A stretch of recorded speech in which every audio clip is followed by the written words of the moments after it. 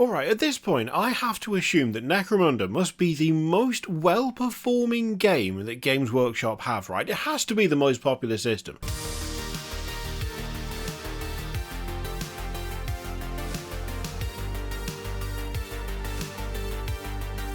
We have had a metric shedload of new Necromunda models just dropping constantly. I mean, on a weekly basis, we get a preview for something new, something fancy, and generally speaking, they're all bangers, right? Now, that's not to say that their other games don't have good models. That's not true at all. They do. They absolutely do, 100%.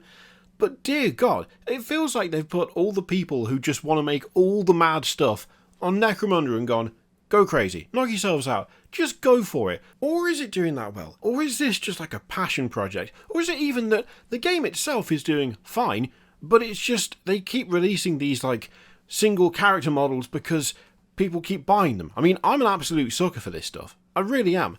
I don't play Necromunda yet. I've not had chance to. My attempt at doing a little campaign of it fell through because, well, I just didn't have the time and schedules didn't line up. But I still own a bunch of this stuff. I don't even play the game. They're playing me for a fool every single time. I mean, look at this. Look at it. It's just a cool model. It feels like they've consistently found a way to show off something new every single week, and every single week I can find at least like a 90% like rate for me personally. I can't remember the last time they showed off a Necromunda model and I sat there and went, you know what, it looks really crap. Just looks terrible. It's just no good. Why would anyone buy this? What is the point? Why even show that to me? Why would you bother? I haven't thought that for a long time when it comes to this particular setting. I mean, even things like the horrifically expensive Forge World vehicle that they did, I still like to concede, it looked fantastic. I was really worried about the price and it turned out to be very expensive because of course it was. But you know what, the model itself still hit all the right spots for me. And you know what, it's the same for this. The Nomad Herder looks fantastic. That is some 100% Mad Max nonsense and I'm absolutely here for it.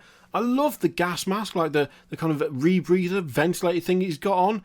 Big old canister hanging off the belt that looks chipped and battered. The pipe running all the way down. I don't know why, but that just really looks, that's just a good aesthetic for me, right? We've got slightly different armor plates on the greaves, like across the shins on both legs. One of them looks to be more heavy duty. The other one, it looks to be more like a kind of lighter look to it. And I'm not just talking about the way it's painted, I'm talking about the actual like construction of it.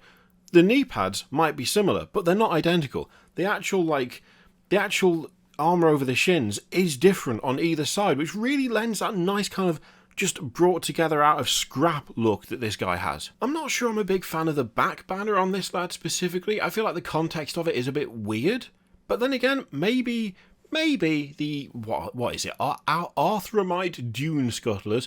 Arthromite Duneskuttler was actually a lad who went to my school. That's not true. I don't know. I quite like the model overall, like the actual lad himself, the Nomad Herder, but I don't know about the banner on the back, unless he's wearing it so the Duneskuttler knows where he is at all times and has a way to orient himself as he's being directed to, presumably, chew people's faces off. I mean, I know it says that they hunt for prey by burrowing, but just because you've started out burrowing doesn't mean that you can't come out and then chew a face off. The actual beastie itself looks fantastic, by the way. I really like the design of this thing. It's pretty horrible. It's pretty horrible. If that did pop out of the ground directly in front of you, I'm pretty sure the heart attack would go some way to, you know, perhaps lessening the impact of it eating your face.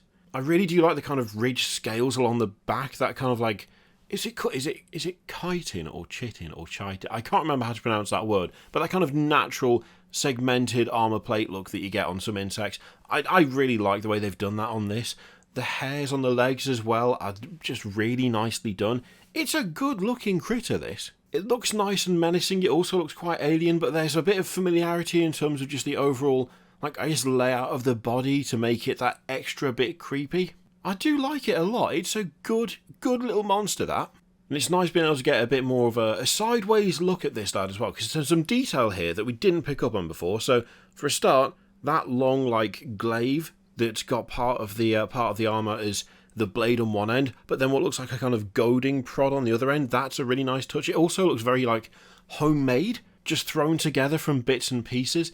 The fact that there's a gap, there's like a tear in the coat that he's wearing, so you can see the chainmail actually extends all the way down, like it's over his shoulders, it's over his arms, presumably over his chest as well, but it's covered up by that coat. That's a nice little detail that kind of shows that he's more hardy and more actually even more kitted out to deal with these horrible monsters than he might look on the surface of it. Because at a glance you can see a bit of chainmail coming down between the legs there, but you could assume quite easily that it's just like around the waist, but no, it's a full like undershirt that goes all the way down, and you wouldn't know that if there wasn't that little tear in the cloth. So that's a really, really nice touch. I like that a lot. Those little details that kind of bring out what's underneath, I like seeing that, and when it's executed well, it kind of adds a lot more to the model than you'd think, even though it's only a small detail. It's just more storytelling, isn't it? It just makes it more rounded and more complete. Can get a proper good look at the boots there as well. So yeah, the armour is pretty different on both of them. I mean, one of them seems to have like full like steel toe cap. That might even be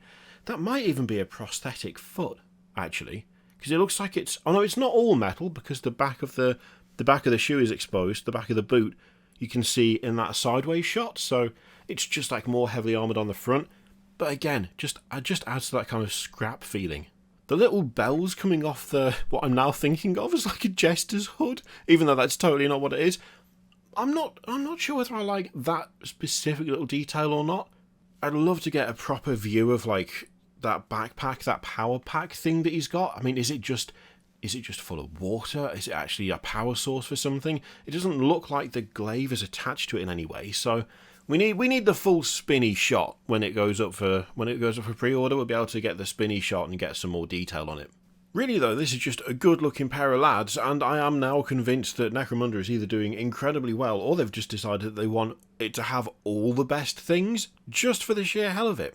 I mean, I'm not complaining either way, to be honest. Question is, what do you think of this lad and his horrifying pet? Let me know in the comments down below. In the meantime, feel free to click all the things, Patreon, video, subscribe, all that stuff. Click it if you like, don't click if you don't want to. And as always, there's an affiliate link in the description for Element Games where you can support the channel if you'd like. I leave it in your capable hands. Thank you very much for watching. This is the quickest I've ever done this. I'll see you next time.